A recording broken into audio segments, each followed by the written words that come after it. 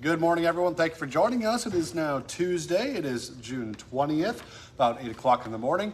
Before we dive into the weather headlines this morning, which is going to be hot, spoiler alert, let's tell you about where you can watch us every morning. Of course, we go live on Facebook each day. Also, you can find us on your feed throughout the rest of the day after we've done doing this live already. Find us on our YouTube channel. Just go to our Inform YouTube channel and your favorite podcast platform, inform.com/podcast, and look for that Inform Minute. All right, Dillon. So today, hot. All right, bye.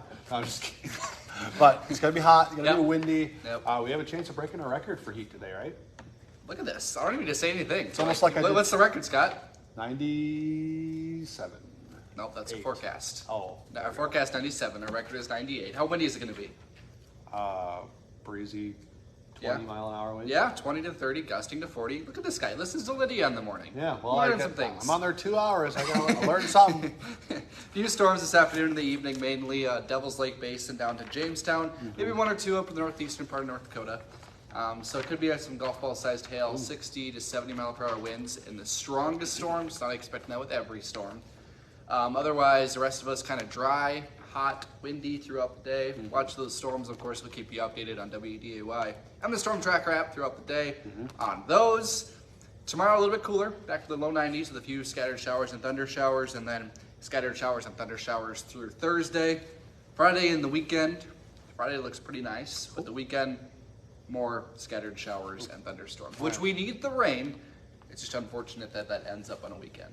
We were also talking this morning that this heat was kind of causing a unique phenomenon with the air quality. Yeah, so parts of our southeastern counties, Wadena, Fergus Falls, Elbow Lake area, and pretty much southeastward, they're in an air quality alert, not for smoke, but for ozone.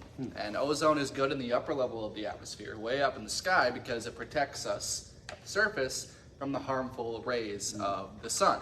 It's the same reason why you get sunburnt. However, we get sunburnt a lot quicker if we didn't have ozone way up in the sky. Yeah. So what's happening is this ozone is being formed at the ground level because of pollutants and certain chemical compounds in the ground. They combine and they cause ozone at the surface, especially this chemical reaction between pollutants and these compounds of the Earth's surface. This chemical reaction happens on hot, sunny days. And guess what? Yeah. Hot and sunny. And now you might be thinking, well, I live in the middle of the countryside. I don't need to worry about no pollutants. And yeah, you're right on a normal day, but it's windy today. Yeah. And the wind blows the pollutants from Chicago, Minneapolis, Madison, Wisconsin, Des Moines, Iowa, any other little city you can think down to our southeast. Yeah. And those pollutants, of course, they come with the strong wind. Yep. And that's where we're seeing air quality alerts. Most folks are going to be okay, but if you have asthma, COPD, any respiratory issues, you will feel a little bit of a ding in the air quality, but it's not going to impact visibility, none of that stuff. But if you are sensitive to this kind of stuff, probably stay inside as this continues to. Interesting. I didn't know that before today. Yeah. So I learned that. So You know what? Neither did I.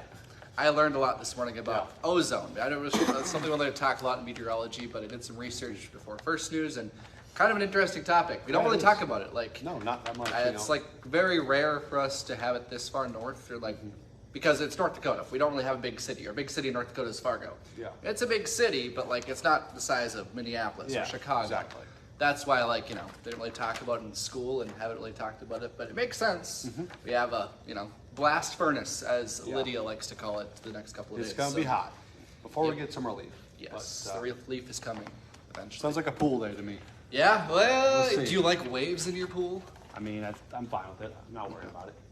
But if you're going to the lake, you might want to watch Yeah, out. like, yeah. It's really All right, Dillon. rocky out there. Thank you. Yep. All right, we do have some local headlines to dive into this morning. Right now, Fargo police are still searching for answers after a bullet was shot into a Fargo grandmother's home.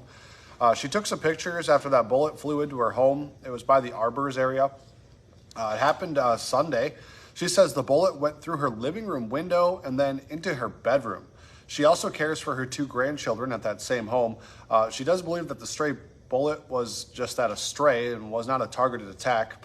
Fargo police were able to remove that bullet from her bedroom wall. However, no arrests have been made just yet, and we are waiting for more information on what exactly might have happened with that.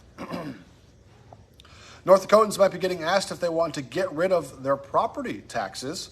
A new petition has been submitted to the Secretary of State's office looking to eliminate property taxes in the state. It is the first time in 11 years voters would be asked their opinion on this matter. The new charge is led by former state lawmaker Rick Becker. The petition needs at least 32,000 signatures over the next year to get on a ballot. Today, the city of Fargo is asking for public input on a growth plan. The new 2024 plan will be Fargo's first since 2007. There will be 2 open house meetings this week for the community to attend. The first one is today at the Dr. James Carlson Library in the community room. That goes from 5 to 6:30 tonight. The second is tomorrow at the Civic Center in the Sky Commons room. That one will also run from 5 to 6:30. You can also attend those meetings virtually online. The website for that is fargogrowthplan.org. A controversial tax abatement program in Horace is now being reinstated for at least 1 year. Last January, we told you that the city council there voted to suspend that abatement program to give buyers of new homes a 2-year property tax break for 6 months. That decision sparked controversy from realtors who argued the decision would lead to new home buyers pulling out of Horace. Well, Commissioner Stephanie Landstrom told WDAY she believes she's being recalled because of her vote not to reinstate that tax abatement program. With the 6 months up, the council took up the issue again, and Landstrom argued again that it's not needed, saying it's been business as usual in Horace since it expired. The vote was 2-2, with Mayor Corey Peterson casting the tie-breaking vote.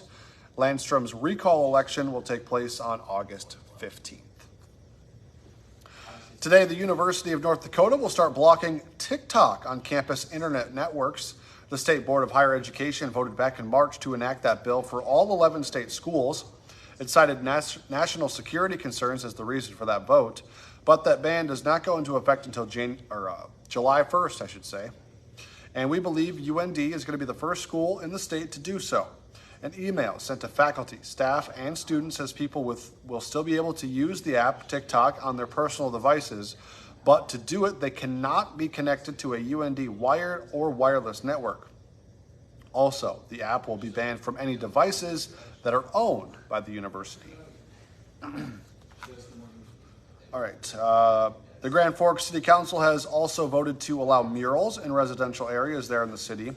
That artwork will now be able to be done in areas with public schools, churches, and housing. Before murals go up, they will still have to be approved by the City Council, though. And while some council members say it's a slippery slope, others urge the council to put their trust in the community. And this kind of surrounds a new mural that would be going on Valley Middle School. So that's kind of the backstory to why they're voting on that. Today, the city of Fargo is celebrating a new fire station. Construction on fire station number 8 will break ground this afternoon. We had some mock-ups on First News this morning of what it's going to look like when it's all done. You can go check those out on inform.com. The groundbreaking ceremony will take place at noon today at the new location on 33rd Street South in Fargo. You'll also be able to watch it live online if you'd like to across the city of Fargo's social media channels. All right, big national headline right now. A frantic search for a missing Titanic tourist submarine is underway. That vessel has been missing since Sunday morning. There are 5 people on board.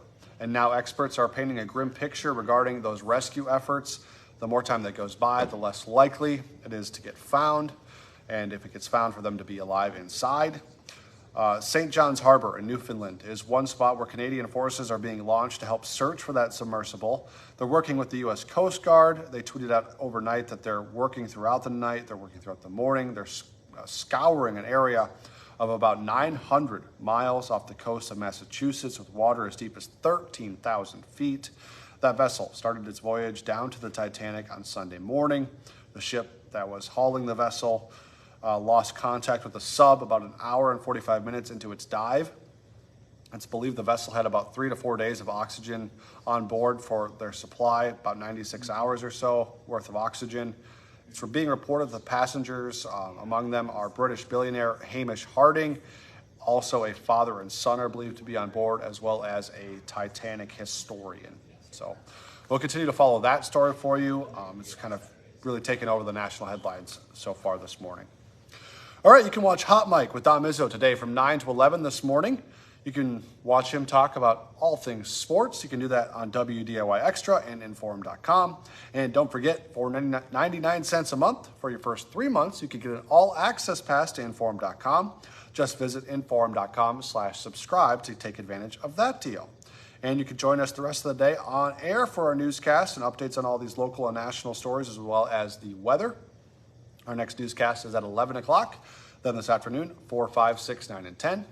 And we'll be back with First News tomorrow morning from 5 to 7 a.m.